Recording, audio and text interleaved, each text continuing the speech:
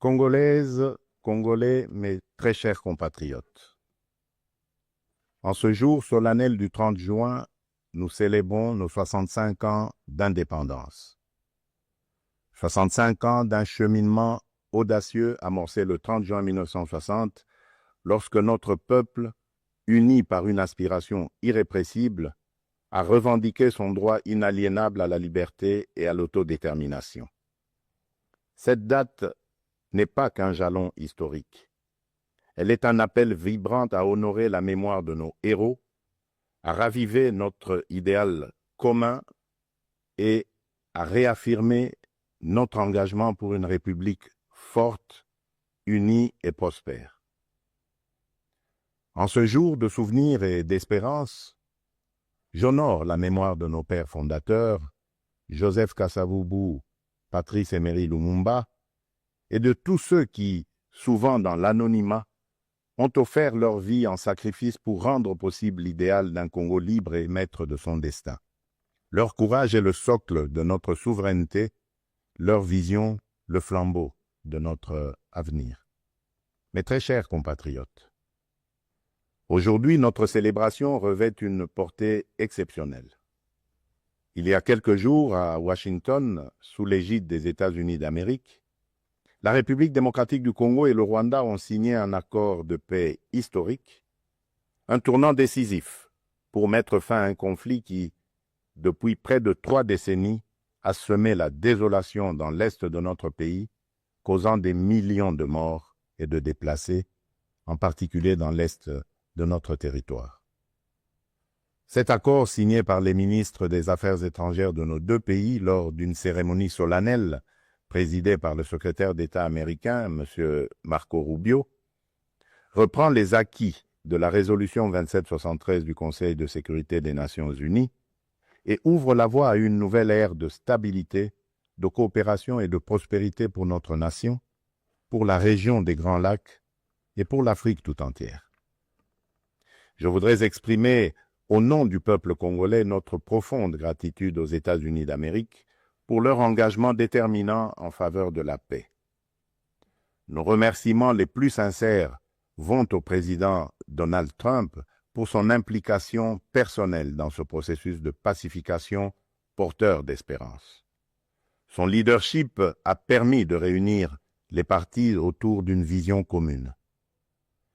J'adresse également mes vifs remerciements à l'État du Qatar pour ses bons offices, et particulièrement au Cheikh Tamim Ben Hamad Al Thani, dont la médiation discrète et efficace a contribué à rapprocher les positions et d'ouvrir un dialogue sincère entre notre pays et le Rwanda.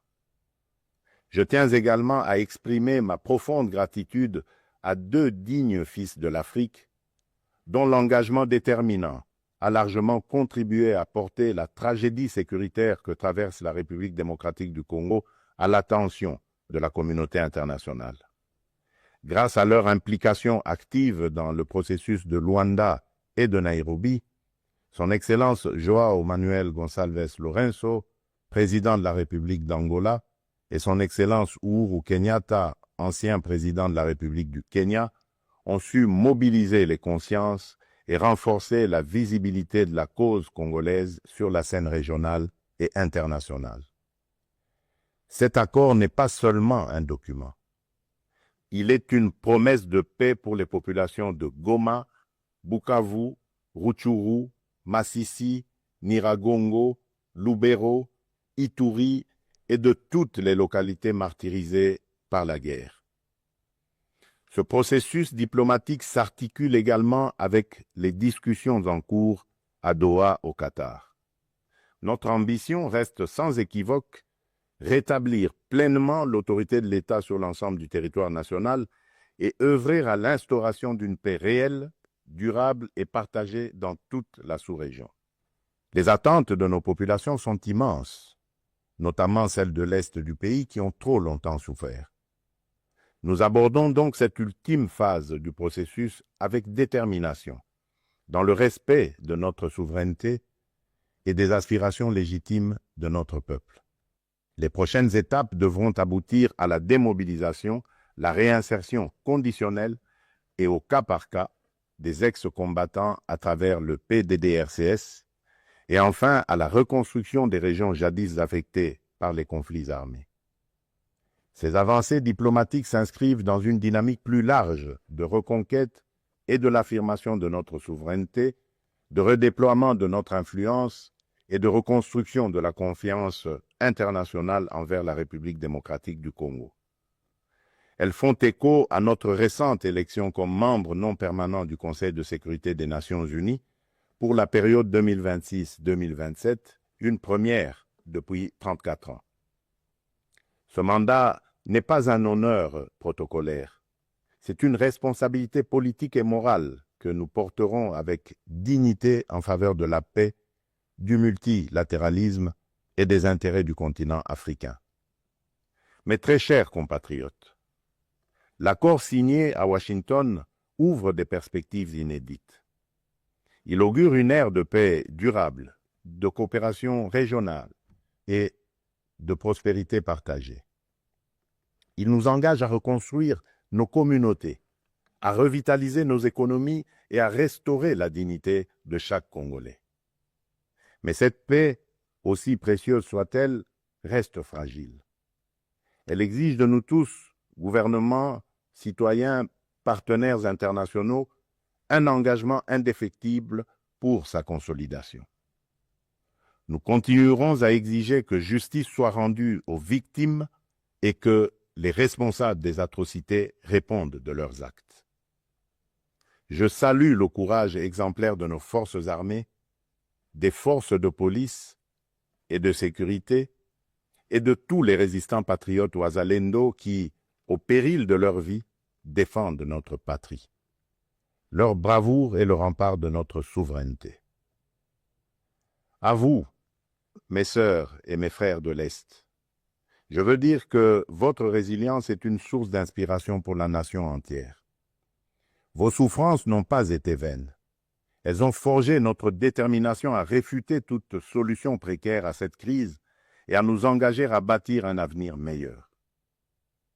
Mes très chers compatriotes, l'indépendance que nous commémorons aujourd'hui n'est pas seulement une conquête du passé, elle est surtout un cap pour l'avenir. Elle est un projet vivant, un idéal à construire chaque jour. Cet idéal exige de nous que nous surmontions non seulement les menaces armées, mais aussi l'insécurité sociale, l'injustice, le tribalisme et la division. Le peuple congolais aspire à un pays de paix, de justice et de dignité. Un pays où l'on veut et on peut vivre sereinement, travailler avec honneur et offrir à chaque enfant congolais la liberté de rêver grand, sans peur ni entrave.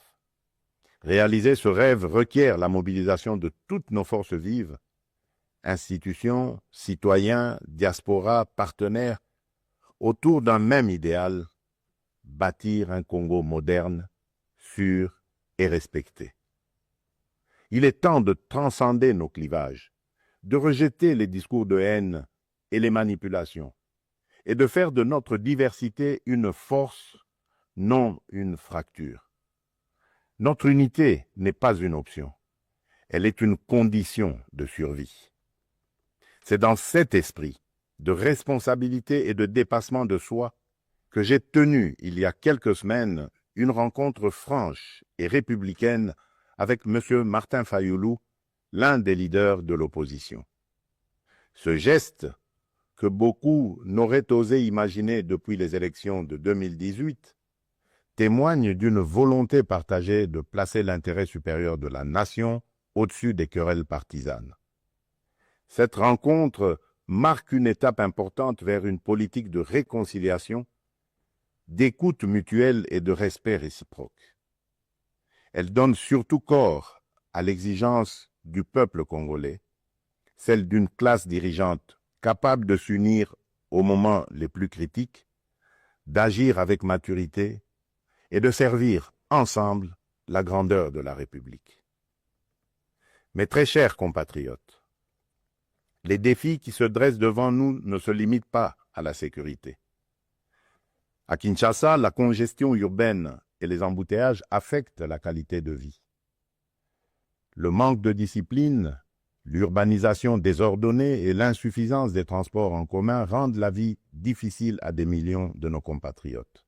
À Kalemi, Kasangoulou et même ici, dans la capitale Kinshasa, les inondations récentes ont causé d'importantes pertes en vies humaines et dégâts matériels, détruisant des habitations, emportant des infrastructures routières et provoquant des déplacements massifs de population.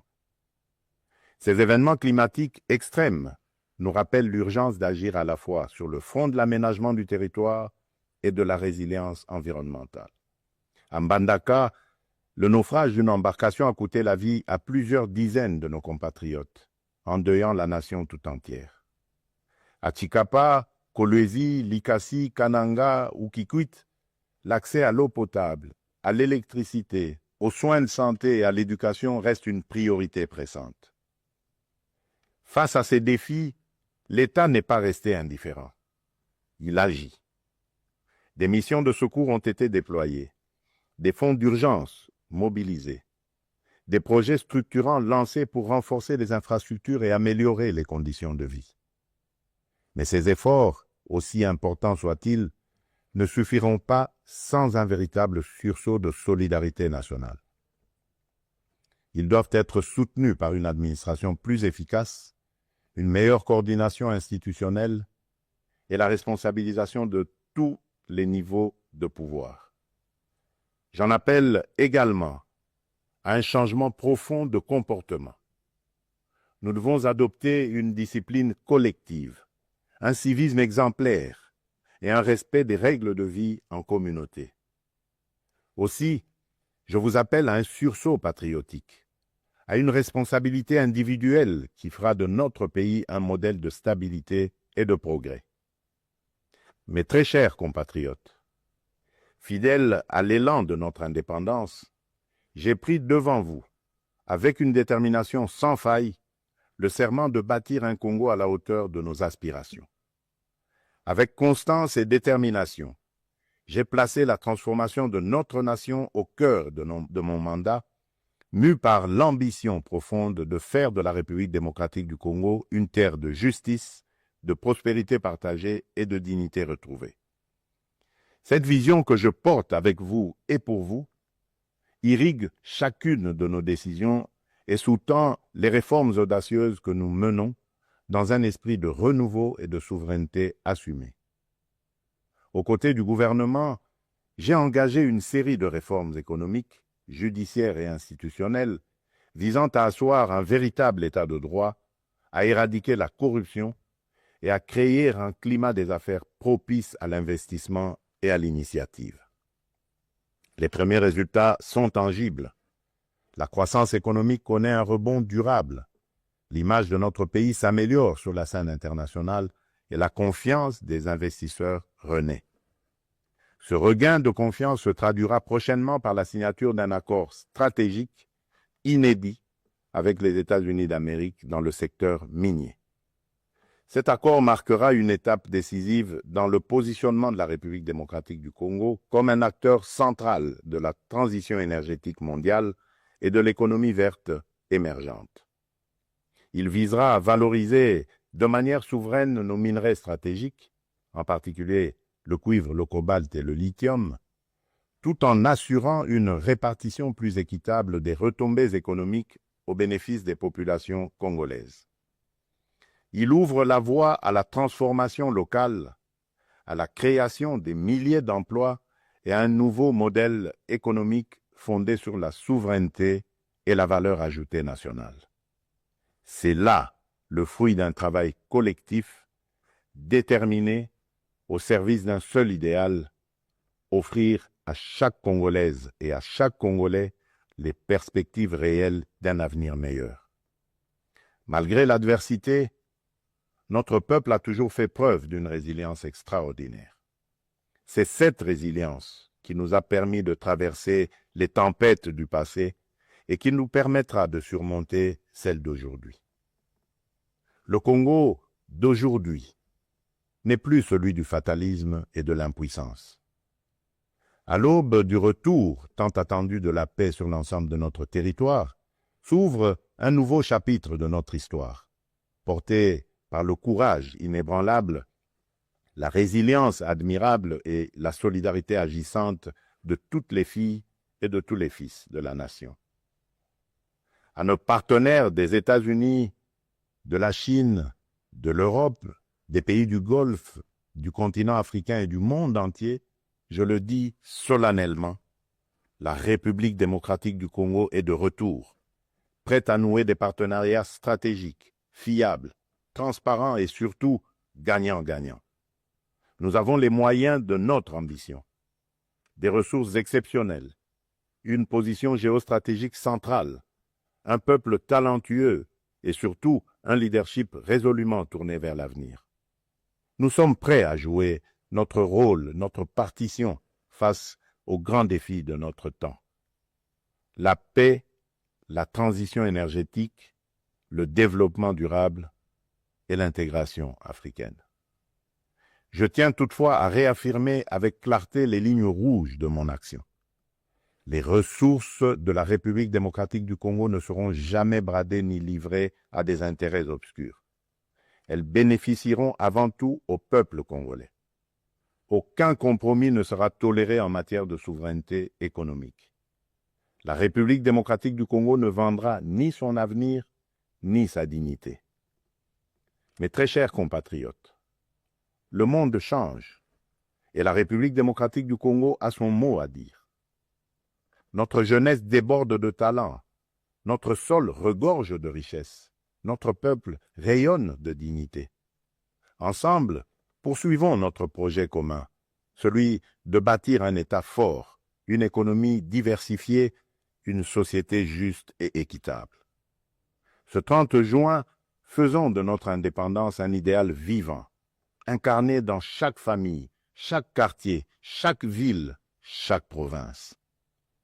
Nous ne visons pas seulement la fin de la guerre, nous voulons une paix véritable, qui sera le socle d'un vaste chantier de reconstruction d'une société plus inclusive, plus solidaire et plus prospère.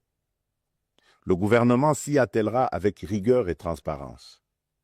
Mais ce chantier ne réussira que si chaque Congolaise et chaque Congolais y prend part. Alors unissons nos cœurs et marchons ensemble, main dans la main, vers un Congo fort, uni et prospère. Bonne fête de l'indépendance à toutes et à tous. Que Dieu bénisse la République démocratique du Congo, son peuple et tous ceux qui l'ont choisi comme pays de résidence. Je vous remercie.